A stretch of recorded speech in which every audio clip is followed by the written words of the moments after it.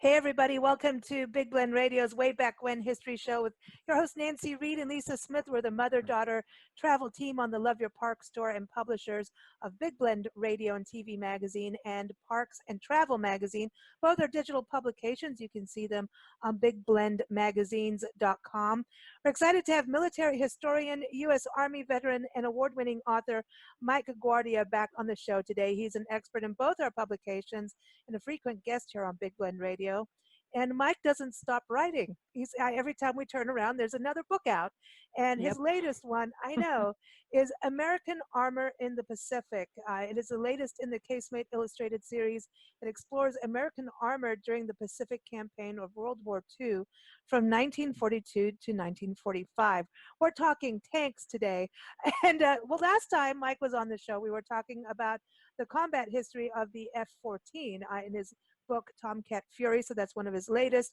And I think he's got how many military, Mike, how many books now? It's like I'm trying to count. You're getting quite the list. Is it 12? More than that? It's actually 15. Wow. See? Wow, dude. I can't keep track of all of these. It's exciting. You know, we first met you coming on our shows talking about Hal Moore. You've written Hal Moore, A Soldier Once and Always.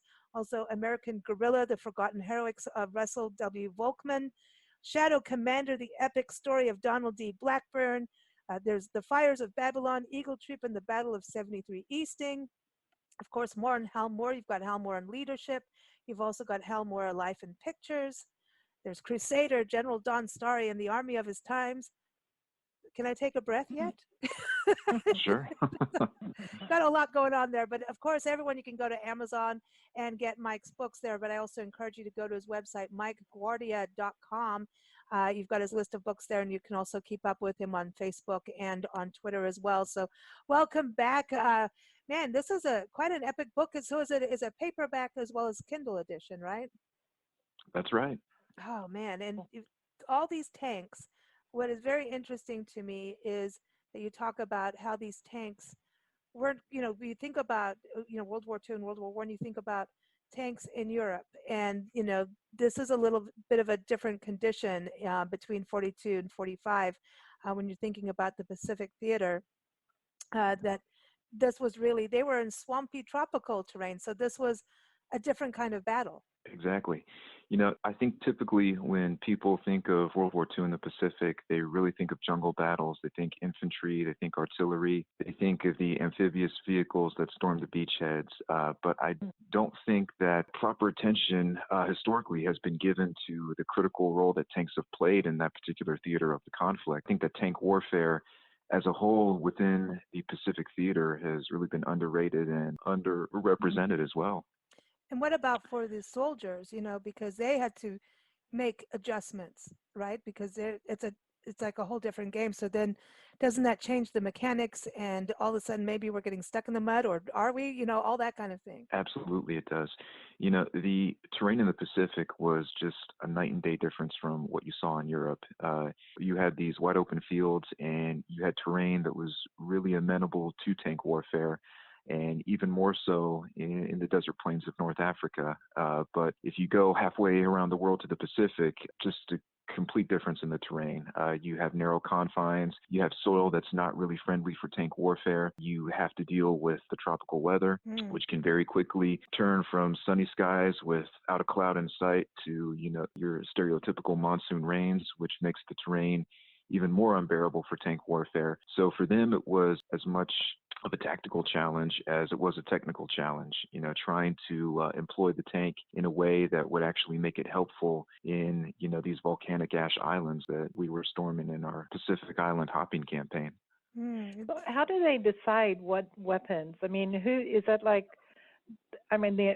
how they gather the intelligence to then make decisions of what weapons to use and where and when? How do they make those decisions? Well, a lot of it depends really on what your enemy has going into the fight. When we started the Pacific Campaign proper in 1942, we knew that the Japanese Army had an armored force, at least on paper. The tanks that they had at the time were not very good. They were mechanically troublesome. A lot of them did very poorly in the field. But the Japanese, they at least knew how to use the poor tanks that they had to somewhat of an advantage when they occupied the islands that they did. So knowing the equipment that your enemy has really is the first thing that any military planner takes into consideration when they're planning their operations. So we knew they had them on the various islands throughout the Pacific. We knew that we had to have some type of armored force to counter that. We didn't want to be in a position where we were just sending Marines and sending foot soldiers onto an island to stand toe to toe against any variety of Japanese tanks that would be there. Another consideration that they had to take was what the weather was going to be like and what the terrain itself was going to be like. Since you could storm Pacific Island during broad daylight and during fair weather, and that would facilitate the use of one type of weapon, you could say, okay, well, the terrain on this island is going to be suitable for tanks as long as the temperature, stays above 75 degrees and the skies are clear. But if you take that same island and now you're being hit by a torrential downpour, well, that changes the dynamics of the soil. So instead of using a Sherman tank, you would have to use maybe a lighter landing craft and rely more on offshore naval gunfire than anything else. This was kind of a different thing either, because they weren't even just like, going nose to nose. And it wasn't like the tank is, you just at the beginning, I always thought tanks were more of a way of going in like the Trojan horse. Like it's kind of protective and you can shoot without getting, nailed as much. And reading this book and going through it, it looks like this is considered more of a weapon than a modes of protected transportation that I initially thought of years ago. It's like, okay, wait, I've been looking at tanks the wrong way. It was certainly a weapon, and it was definitely a force multiplier, because one of the things that I think the Japanese understood was that they knew their days were numbered. After Pearl Harbor and after they had failed to sink the carrier group that they thought was going to be at Pearl Harbor, they knew that they only had maybe about 6 months to 2 years to really hold their own before the Americans would eventually overwhelm all their positions. So knowing that they were going to fight a losing battle, they pretty much adopted the mentality of how slowly can I lose? So they fortified the islands the best they could. They dug in trenches, they dug in pillboxes, and they used their tanks as either static defense weapons or things that they would use after drawing American forces inland as much as they could. So that being the case, that's where the tank really became a force multiplier, because if you have either a dozen or so Japanese soldiers who are holed up in a bunker and they are willing to fight to the last man, you can take out the bunker a lot quicker and a lot more efficiently with a tank than if you were to just throw a squad of infantry at it. So yeah, it's a whole new way of things, happening. It's interesting too, because you're going against the Japanese, and the Japanese used to be our allies, right? And what was going on? I mean, that had to be a shift, and that had to be a big shift for the country. Nancy, I know for you, this was before you were born, but you were raised through that shift of how do we feel about Japanese people, because there's a lot of cool people, but at the same time it was a big deal. I remember my grandmother and my parents talking about it, and my mom never said the word Japanese. She called them something else. There was definitely she went from one side to the other. I remember talking about when she was in school and military came in and removed Japanese children from the schools, and they put them into the internment camps. And part of the kids that some of the kids that were taken away were her friends. So she was sad about that, didn't understand it. And then a few years later, she was against all Japanese. And even now to this day, still has a thing about Japanese, and it's funny, that hangover of feelings. Right. And I didn't go through the war, so I don't have that kind of feeling at all. To me, it's part of history. But I could see it on my parents, the absolute fear and hatred of anybody that was on the other side during World War II. If that makes any sense. Yeah.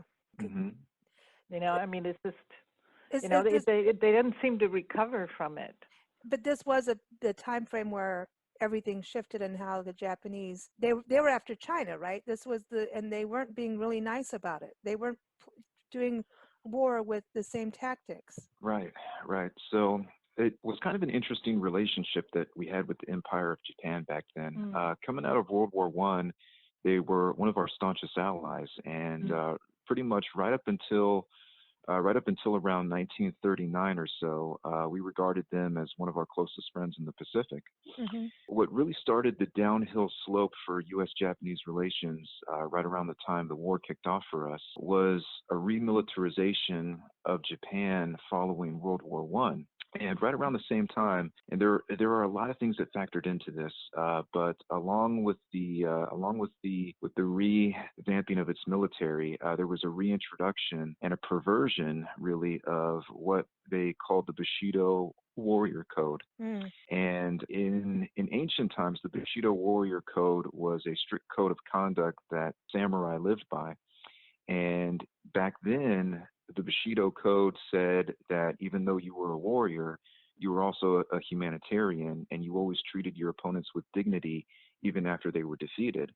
Well, fast forward to around 1932 or so, the Bushido Warrior Code had been perverted into something that you would see coming out of the Cobra Kai dojo of the Karate Kid. You know, strike first, strike hard, show no mercy, and anyone who surrenders to you should be considered lower than a dog. So you take that mentality that starts to pervert the ranks of the Japanese high command, and then you have a reignition of conflict with mainland China, and that manifests itself in the Second Sino-Japanese War. Japan really came out on top as the heavy victor. And it was also during that campaign that you saw the Japanese military, largely inspired by this perversion of the Bushido Code, saying, okay, we can commit all these atrocities against the people here on mainland China and not have any remorse for it. They really go to extremes in public view, and it was broadcast in headlines all across the world. The things that we were seeing were just, so far-fetched that I think any sentient person would have taken offense to it. You had live Chinese civilians who were being strapped to poles and used for bayonet practice. You had mass executions, you had tortures. There was one particularly disturbing incident where you had this one Japanese unit who was raiding a maternity ward, and they would throw these Chinese babies up into the air, and then they would catch them on bayonets. Oh my gosh! And here's where the irony comes in. It was so disturbing that a Nazi attaché, I mean, we're talking an officer from the German army who was a strict adherent to the Nazi ideology, okay? And he came up to them and he was shouting, no, stop this. This is too brutal. This is too violent. And just think about the irony of that. If you have a Nazi, of all people, telling you that you're being too rough and too violent, you know you done screwed up real bad. I know. And at the same time, Japan went on the side of the Nazis, right? So here we are as America going, we're not pro-Nazi, and we're going against the Nazis, and now that means we're really going after Japan at the same time. But I agree with you. I mean, the Nazi, that's just, it's horrible, the whole thing. But those two being together. So getting back to the Pacific Theater, here we have these tanks, and they didn't send as many as they did in the European theater. But now Japan had them and we had them. Who started the tanks?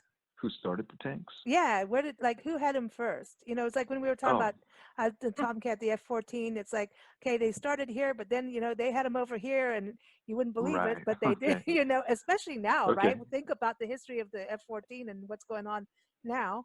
I'm just saying, there's some interesting history there of where those fighter jets went. But now the tanks, who created the first one? What country? Well, the first ones actually came out of both France and Great Britain. Those were the World War I tanks, and those were those large behemoths that you saw on the front lines in Europe.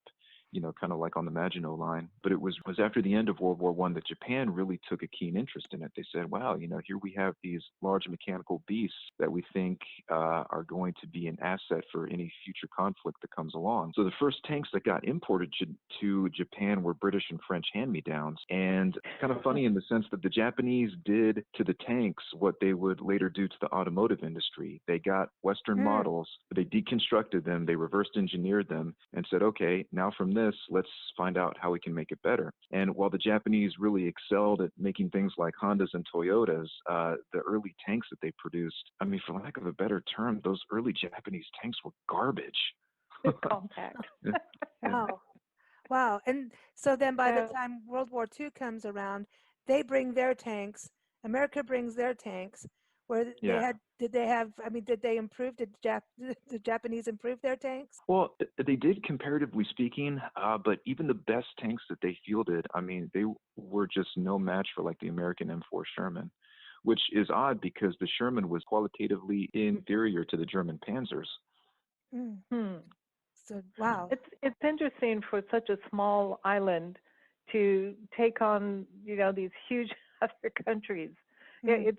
it's odd, You wonder. I always think, well, why didn't you just not do it? Like, why'd you even get involved in the war? Mm. Yeah, Mhm. I don't see what they had to gain, quite frankly. Because I mean, the how It was, could they even possibly win? Well, in a lot of ways, they were betting the farm with Pearl Harbor. I really think that it was a multi-tiered decision-making process. Hmm. One is that they really wanted to expand their territory. They wanted to crush the Chinese will to try to take back Manchuria. Hmm. They wanted to expand their footprint in the Pacific. And at the same time that that was going on, you had a string of xenophobia that was running pretty deep within mm. Japanese society. I Hmm. actually had a term for it. They were afraid of Hmm. what was called the ABCD encirclement. They say that we're going to be surrounded by the Americans, the British, the Chinese, and the Dutch. And this Hmm. ABCD encirclement is going to strangle us if we don't assert our dominance inside the Pacific.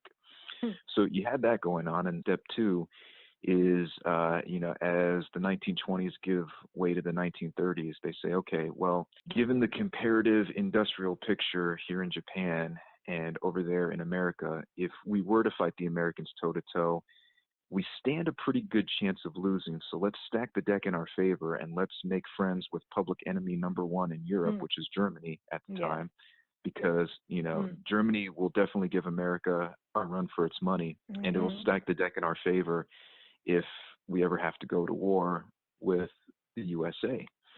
And then third, they said, okay, well, if we do have to go to war against America, yeah, we're already friends with Nazi Germany, but we can do a pinpoint strike.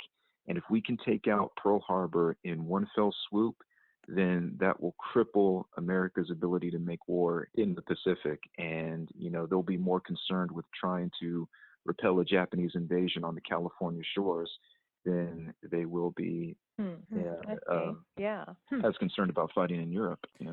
Wow. So Hmm. they've got their tanks. So, but they went to different islands. They weren't just in, when you think about the Pacific Theater, they went, this war was in different places throughout the Pacific. Yeah. This was all over. Yep, it sure was. How did they get the tanks there on big, like, barge carrier things? So you had these troop transport ships, and you also had cargo ships that were extremely effective in loading tanks and carrying tanks to their destinations. And a few miles offshore, there were actually two ways that you could have done it. There were these enormous landing craft that were actually big enough to accommodate a tank. And if you didn't have enough of those landing craft to go around, then what you would do is you would modify the tank to be amphibious. You would have combination of a floating apparatus and a snorkel. And the snorkel, of course, would allow the engine to breathe, even though the tank was half submersed underwater. Wow. So that was really how they got tanks to the shore. It was doing one of those two methods. Of course, the more effective method was getting the tank onto a landing craft, and then as soon as the landing craft hits the beach, the ramp drops and then the tank rolls off. Mm. Hmm. And so Wow. you talk about predominantly two, the for the American side, the M3 Stuart and the M4 Shermans. So are we back to General Sherman again? Is that the same We Sherman? are. We're Yeah. back That's to the him. same guy. He's haunting us everywhere we go. Him and Fremont, I'm telling you. That's a everywhere we go, they pop up. And then the Stewarts, the M3 Stewarts. Who's the Stewart? Who was that? The Stewart, yeah, yes. The Stewart is actually named after Jeb Stuart. He was a famous Civil War general on the Confederate side. Hmm. Okay, so we got Civil War generals, now Hmm. on these tanks, and then you had other ones. You had what, the China Girl? Is that it? Was have I got the right one here? I just Oh yeah. I went right down to it's David Bowie. Sorry. I like David Bowie as a tank. I don't know if you'd like that, but he has a tank. But then you've Yeah. also got like Colorado. So that this we're always in, Nancy and I like to name, like we name our car, and we maybe Uh-huh. it's a girl thing, but I know ships are named, and you always see like the USS Arizona and all these different names. Is there like a chief namer in the military, or like how do they get their names? Yeah, well, it's a little bit different of a dynamic in the Army. You have a particular model tank like the M4 Sherman, and that is its designation. Every M4 Sherman is pretty much the same thing. But then when you put those tanks down to the individual units, the companies like to give the tanks a lot of Mm. their individual names. Mm. Yeah. And the tradition is that you give a tank an individual name, and it has to be the same letter as whatever company the tank is assigned to. Oh. So if you are in Charlie Company, and there are 16 different tanks within the company, every crew has to name their tank something colorful, something creative, but the only stipulation is that it has to begin with a C. So that's Oh. what you saw a lot in the book, people naming their tanks like China Girl and Colorado, and Mm. some of them even get a little more colorful. Mm. Okay, okay. So you've been into tanks, forever. What's it like in a tank? Like for the civilian who's never, out here in Yuma, where we're stationed, here it is for right now, headquartered. We've got the Yuma Proving Grounds, and they've got these big tanks on the outside, and people go on a tour out here. They take them through the museum, and it's only open at special times and everything. So you see that, but I always go like, is it claustrophobic? Like I always think about being in a submarine, that same kind of feeling. Like I feel like a tank is a land submarine in a way. Is it like, how many people can be in a tank? Well, today on the M1 Abrams, we have a crew of four, and even with Mm. that crew of four, it's a pretty tight squeeze. Mm. You have the driver, you have the loader, you have the gunner, and then you have the tank commander. It is a pretty tight squeeze, but you feel pretty alive when you're in there. I mean, the crew synchronicity, it really does get to a point where you can anticipate each other's moves, and you Hmm. can even finish each other's sentences, and it's an incredible feeling. I won't necessarily compare it to a submarine in the sense that you have good visual of everything that's going on around you. But it is just an incredible thrill ride, especially when you see that main gun go off. Hmm. And and it's even more impactful and even more memorable if you're outside of the tank when you see that main gun go off, Hmm. because the concussion wave that blast gives will knock you right to your feet. Wow. I mean, this whole thing about being inside a tank. And so, again, everyone, here it is. You've got to go get the book. It is out now on Kindle, and also you can go get it as a paperback.